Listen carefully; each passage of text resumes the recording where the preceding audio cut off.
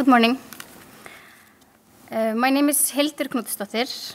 I'm from Iceland, and I am a writer, admittedly one that is very interested in environmental issues, but just a writer nonetheless. So I'm going to leave the facts and the details about marine plastic pollution to the experts who you will hear from later on in the program. They are much more qualified to talk about the facts of the matter than I am, so I thought that I would discuss the feelings of the matter. And frankly, it's horrifying, the amount of plastics that are currently in our oceans and the havoc they are wreaking on the environment. And take it from me, the writer with a keen sensibilities, there's nothing like a vast global problem to make you feel small, insignificant, and useless. And that's basically how I feel most of the time. You see, I'm not just a writer, I am also a feminist and someone who is deeply worried about climate change. And in both cases, it feels like me and my handful of activist friends against a system so deeply ingrained in our society that it is often hard to know where your own thoughts end and the indoctrination of the system takes over. Patriarchy is so pervasive, it's everywhere you look, even in your own mind, in the ideas you take for truths.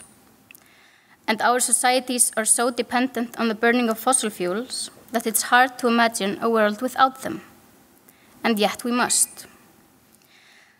So the question that I have been pondering for the last few years is, how do you find the energy and the will to keep fighting a problem that is so enormous, so monstrously huge, when you know that your actions will probably mean very little in the grand scheme of things? How do you soldier on in the light of that knowledge? As I pondered this dilemma, I realized that what was in my mind a very practical question, one of how can I carry on fighting every day against the odds, really turned out to be not a practical question at all, but rather a moral one. And the answer, for me at least, turned out to be, how can I not? You see, I found that it really boils down to this. This is a big, big world, and I am but a very small part of it. And my individual actions are not very likely to have any significant impact in the grand scheme of things. I am not very likely to smash the patriarchy on my own, avert the looming crisis of climate change, or clean up the oceans with my bare hands, no matter how hard I might try. However, and this is a very big and significant however, I feel it is my responsibility to do everything in my power to try to right the wrongs that keep me up at night. It's quite simply the only way that I think I can live with myself.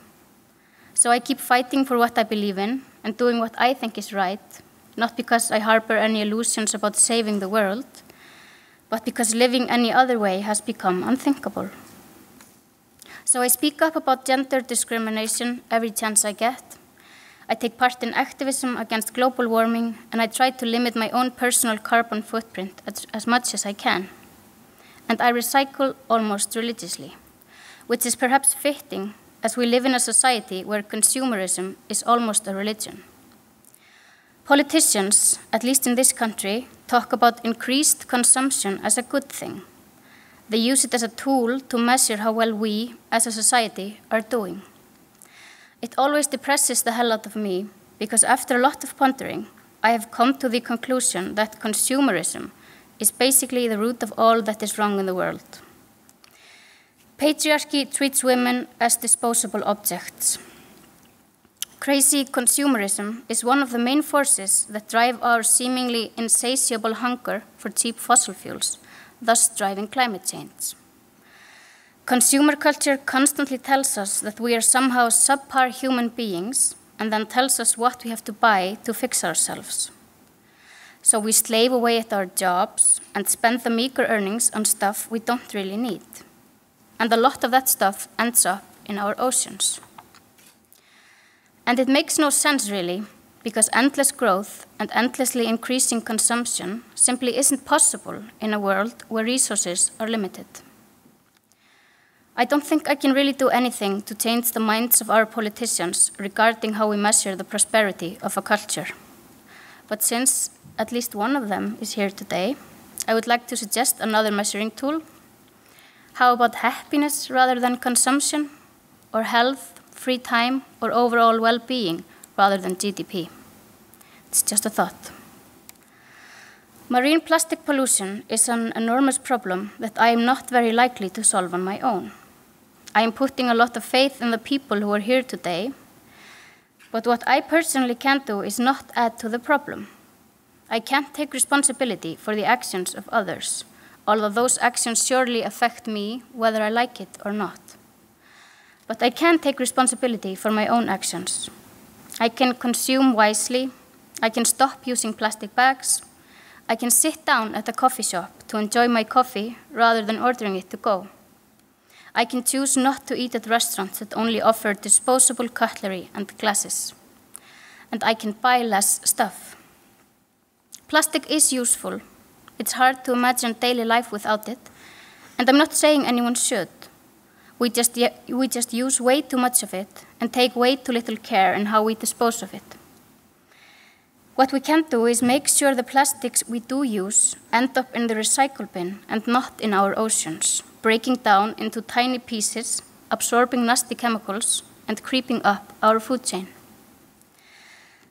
And maybe, just maybe, my individual actions can affect the actions of other individuals. I recently read some very promising research papers that argue that peer pressure is one of the most powerful tools to change behavior. I, for one, really hope they are right. So I guess my bottom line is this. The only way is forward, doing what we can, doing what we must, because the alternative isn't really an alternative at all. Thank you.